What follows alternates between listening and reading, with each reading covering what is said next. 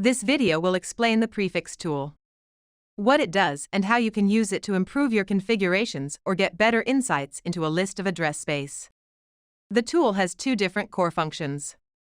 If you enter a single line, it will tell you about the prefixes that the line covers. If you enter a list of prefixes, then it will perform an analysis. Before we start, remember that prefix lists cover routes or prefixes in the network. They go beyond a normal ACL because they can match on the prefix length defined by the mask. There are slight differences between how vendors implement this. We'll stick with Cisco's syntax, but the concepts are the same. Let's enter a single prefix list element. The output is not too impressive, but that is because this will cover exactly, and only, one route or prefix. The mask must be a /24. But like we said, prefix lists can match on the mask length using three discriminators: LE, GE, and EQ. LE is less than or equals to, and this applies to the CIDR value, not the size of the subnet. So 24 less than or equal to 26 means prefixes that are a /26, /25, or /24. It can be confusing because a /25 network is actually larger than a /26 network, but less than just means the CIDR number and not network size. When we put this in the tool, it will provide a count and sample of prefixes that will be matched for each CIDR list. In total, this prefix list element could match 7 distinct prefixes. Greater than works in the other direction. Let's say now we have a block of the private 10 space and we want a policy that we will not accept networks with a CIDR value of greater than 24. Maybe we don't want to accept a summary from a BGP peer. So we can put that into the tool. And again, greater than 24 just means the CIDR value is getting bigger, not the network size. We can see in the tool all of the /24s under this 10 block, then all of the 25s, 26s, and so on. But only 12 examples are shown, the first and last 6.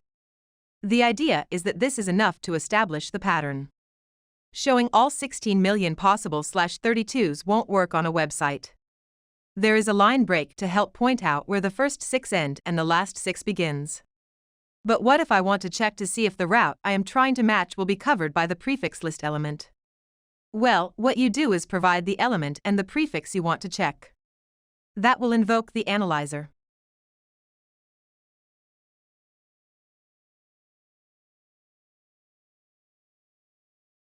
One thing with GE. Your GE value cannot be bigger than the base prefix CIDR. For example, you can't say /24 GE20.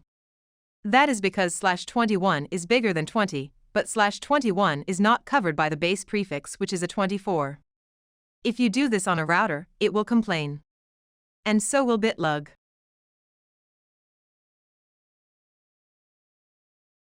It is possible to combine GE and LE. You might say all of the private 10 space between a /16 and a /24. You'll notice that could cover just under 131,000 possible prefixes. You can also set GE and LE to the same value. Then we will only match prefixes with that length. Functionally, this is the same as using EQ. Notice if the output contains a single prefix length, there will be a button to open the first instance in the subnet tool. Here you can walk through all of the prefixes with this same CIDR length. Now let's look at the range function. Let's say you want a prefix list element that will cover the subnets that fall within a range of subnets. In the tool, separate the start and end subnets with a dash. The output contains 2 columns.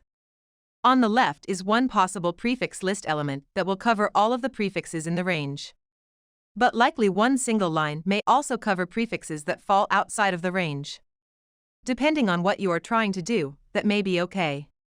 On the right, there are the exact prefixes you could use in ACL wildcard format if you wanted to match this range with an ACL. There is also a button that will take you to the tree tool. We won't spend much time in the tree tool, but this is going to show you the start and end prefix, and those in the middle that could have a different mask. And also all of the other prefixes we matched on, that were outside of the range. But this is the best we can do with a single line. Going back, our output also included the ACL or wildcard matches. If we want, we can paste that output back in, and the analyzer will produce a prefix list with multiple elements that will match the range exactly, including that /21 that would fall within the range. We could also plug the single line back into the tool to see all of the prefixes that could be covered. Now, as it turns out, the 30 through 40 we are looking for happens beyond the first and last 6 prefixes, so we don't get to see them. We can also do a range of IP addresses. And here you can see it's come up with a prefix list element that would match the subnets that hold these IP addresses, but there is also a comment that has come back explaining assumed masks. It basically says IP addresses are assumed to be network numbers or broadcast addresses based on the number of least significant bits that are either 1 or 0.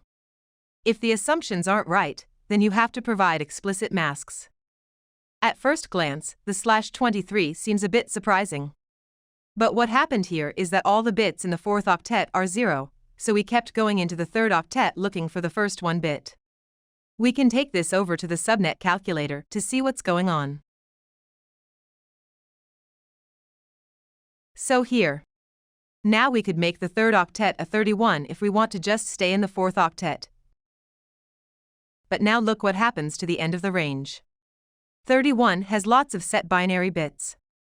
Setting the mask clears up the confusion. But where this is useful is, let's say we have 2 addresses and we'd like to know what the common subnet is. You can do that pretty easy. Notice the calculator also uses assumed masks if one isn't provided. Okay, so that's a rundown of the prefix tool when used as a prefix calculator.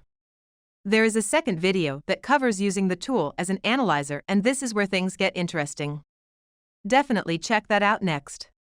Thank you for watching.